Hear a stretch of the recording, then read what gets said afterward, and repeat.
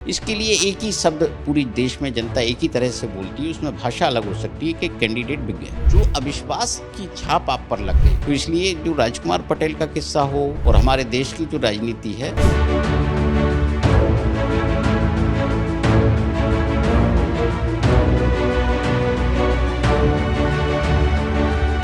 लोकसभा चुनाव है और मध्य प्रदेश की राजनीति में कुछ किस्से आज भी चर्चित हैं, जिनको लेकर वरिष्ठ पत्रकार दिनेश गुप्ता से हम चर्चा करेंगे। क्योंकि मध्य प्रदेश की विदिशा लोकसभा सीट पर 2009 में सुषमा स्वराज के सामने राजकुमार पटेल चुनाव लड़े थे। उस दौरान राजनीतिक गलियारों में बहुत चर्चा थी। नमस्कार दोस्तों, एबीपी न्यूज़ में आप सभी का स्वागत है। मैं नितिन ठाकुर, हमारे साथ दिनेश गुप्ता जी वरिष्ठ पत्रकार हैं। मध्य प्रदेश में एक चर्चित किस्सा है राजकुमार पटेल, जो कांग्रेस से प्रत्याशी हुआ करते थे 2009 में।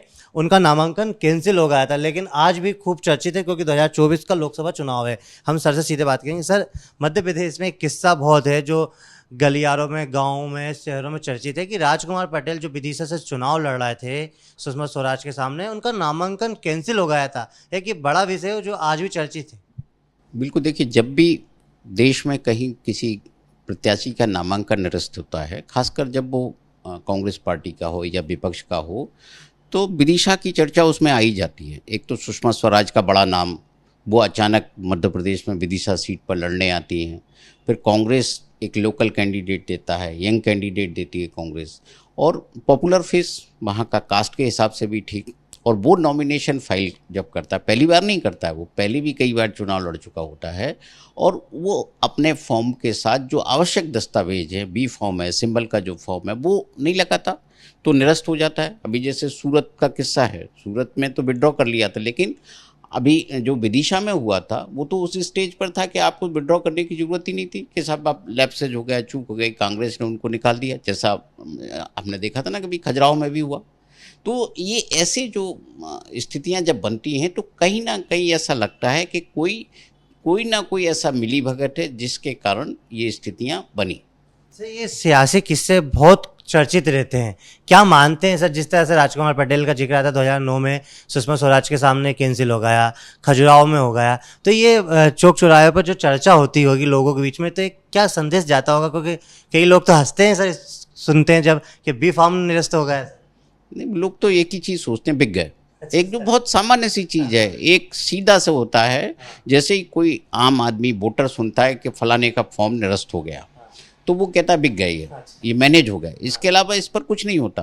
क्योंकि देखिए, आप कोई भी उम्मीदवार है बिना वकील के फॉर्म नहीं भरता, और फॉर्म लेता है, उसको नोटरी कराता है, उसकी बहुत सारी जो चीज़ें एनओसी लगती हैं, बहुत सारे जो उसके साथ डॉक्यूमेंट लगते हैं, सब उसको पता होते हैं।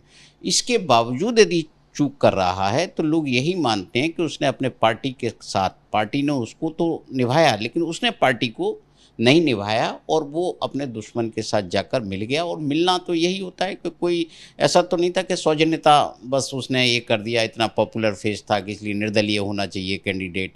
ऐसा जब होता है तो राजनीतिक दलों की मुहिम होती है, और हमारे देश की जो राजनीति है वो ऐसी नहीं है कि किसी भी पार्टी के उम्मीदवार को आज की स्थिति में वो निर्विरोध निर्वाचित कराए। वो दौर ख़त्म हो गया जब कभी हुआ करते थे, अब तो आमने सामने की लड़ाई होती है।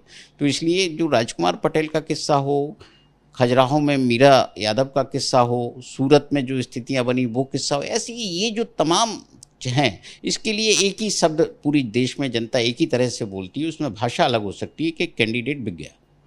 सर, लेकिन ये चर्चित खूब होते हैं सर, राजकुमार पटेल विदिशा वाले।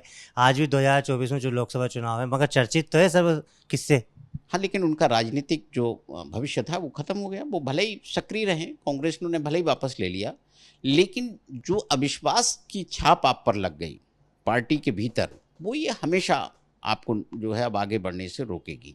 वो आपको, आप इस बार भी दावेदार थे, टिकट नहीं मिला, पिछली बार विधानसभा में भी दावेदार थे, टिकट नहीं मिला। आप कोशिश कर रहे हैं कि लोग फिर से विश्वास करने लगे, लेकिन जब एक बार इतना बड़ा गुनाह होता है, राजनीतिक तौर पर जब इस तरह का गुनाह होता है, तो फिर इसमें माफ़ी की गुंजाइश बचती नहीं है।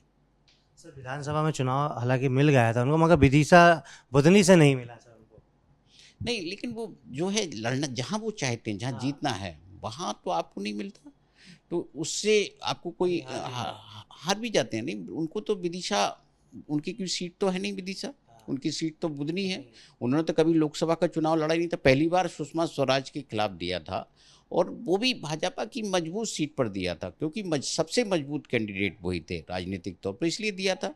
लेकिन आप जो है अपना फॉर्म जानबूझकर निरस्त कराते हैं, तो फिर ये अपराध कोई भी किसी भी स्तर पर हमेशा एक शंका बनी रहती है कि पता नहीं अगले क्षण ये क्या कर लें। तो ये था हमारे साथ दिनेश गुप्ता जी, वरिष्ठ पत्रकार, जिन्होंने राजकुमार पटेल जो किरार समाज के एक दिग्गज नेता हैं और बुधनी विधानसभा में अच्छी पेट रखते हैं, ना कि विदिशा लोकसभा में। फिलहाल तो सियासी किस्सों में यही है कि आज भी उनकी खूब चर्चा है, लेकिन अब वो राजनीति में कांग्रेस के लिए लगातार कार्यकर्ता के रूप में काम कर रहे हैं। मगर चौक और चौराहे पर राजकुमार पटेल की चर्चा खूब हो रही है। कैमरामैन होमेन देशमुख के साथ भोपाल से एबीपी न्यूज़ के लिए नितिन ठाकुर।